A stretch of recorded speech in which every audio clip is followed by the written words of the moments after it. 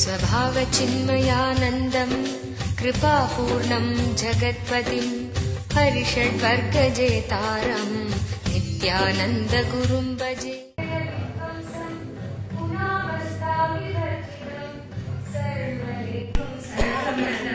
नित्यानन्दगुरुम् भजे।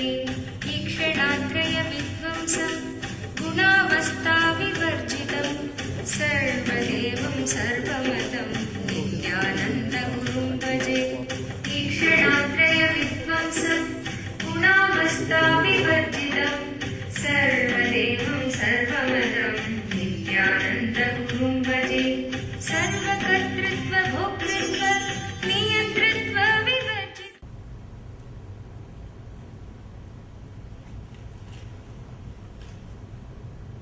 Before entering into the sutra, just few understandings, few words about the scripture, Shiva Sutra.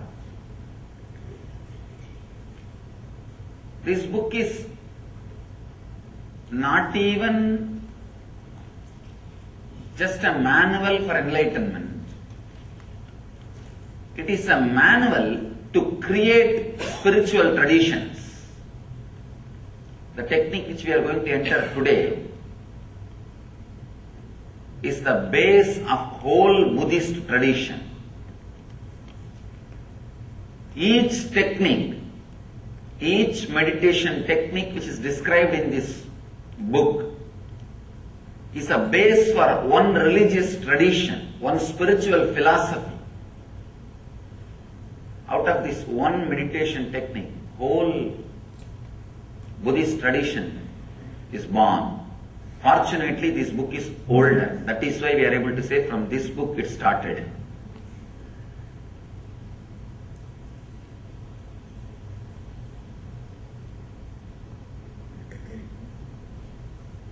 People ask me, how can you keep Buddha also along with gods? Because Buddha did not accept Vedic gods.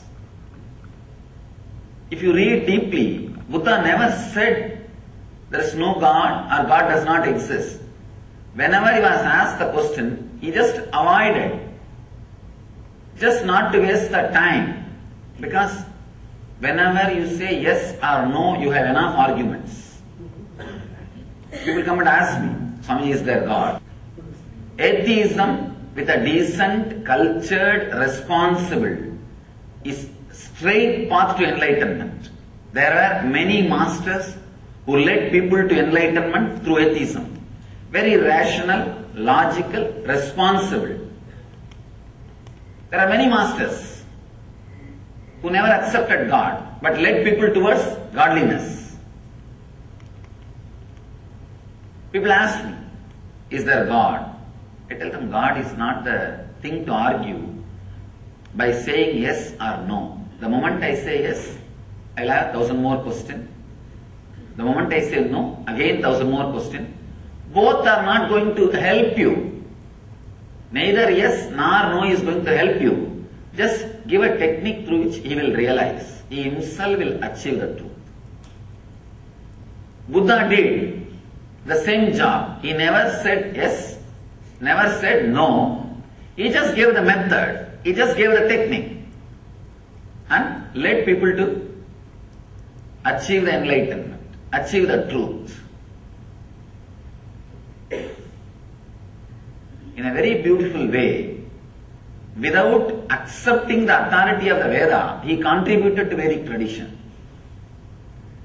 See, there will always be 50% of the people saying no for everything. See, when you say no, it feels very juicy. Saying no is really very juicy. That is why, kids, why do you think constantly kids say no for anything and everything? Because it gives them the feeling that they are grown up now. Only when you say no, you feel you have freedom. There is something called positive freedom. Freedom of acceptance and saying yes, the ultimate freedom. But unfortunately, neither we are taught about it nor we experienced it. can tell you actually, this moment you can liberate yourself. All you need to do is accept you as you are in the outer world and the inner world. Suddenly you will see you are unclutched. You are clutched by only one thread, non-acceptance. Sutre Maniganaiva, Krishna says, I am the thread running through the whole existence. There is one thread in you which is running through the whole suffering of your life, non-acceptance. Just like a Lord is the thread, Krishna is the thread running, connecting the whole existence. Your non-acceptance is the thread running and connecting your whole sufferings. What you call as samsara roga, bhava roga, suffering of disease.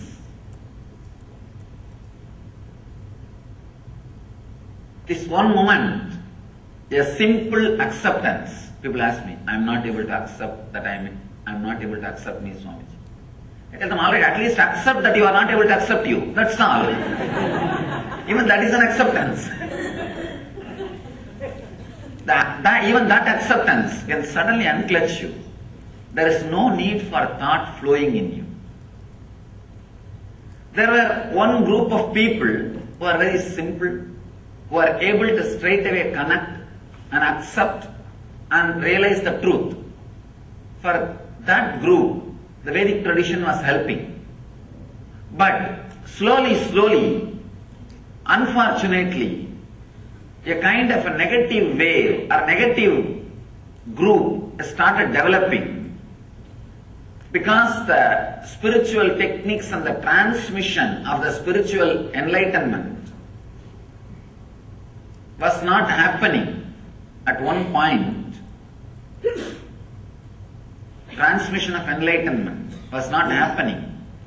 So the antagonistic crowd, the crowd which started saying no to everything. If you say no logically, there won't be any problem. Saying no, just, I don't want, just for the sake of feeling strong. For that group, there is nobody to guide them. It is not that just because they have gone astray, they can be dropped or they can be completely thrown out. No. Somebody has to take care of them. So then, divine descends as Buddha, who gathers all the dropouts, gathers all the people who are saying constantly no. He also gathered all of them and said, yes, he played the same tune.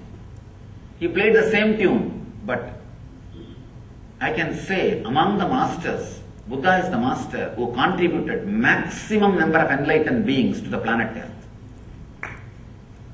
Maximum number of enlightened beings are contributed to planet Earth from the Buddhist tradition.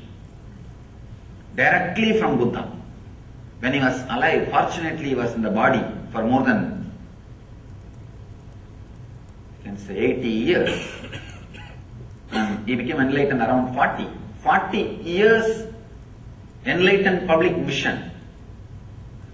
He created at least 10,000 enlightened beings. I think even now it's a achievement. I don't think anybody else has done much more than that.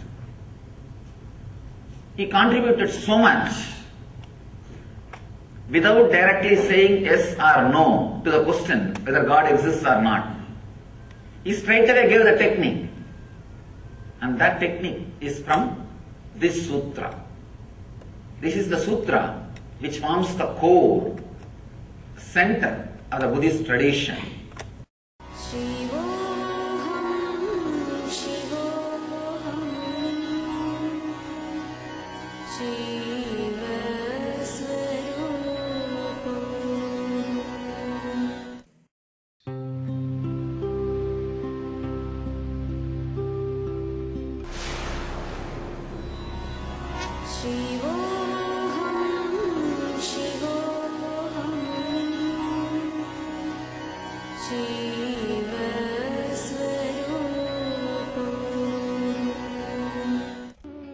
India has given birth to great Paramahamsas, mystics, saints, and divine avatars who have consistently delivered this world from darkness to light.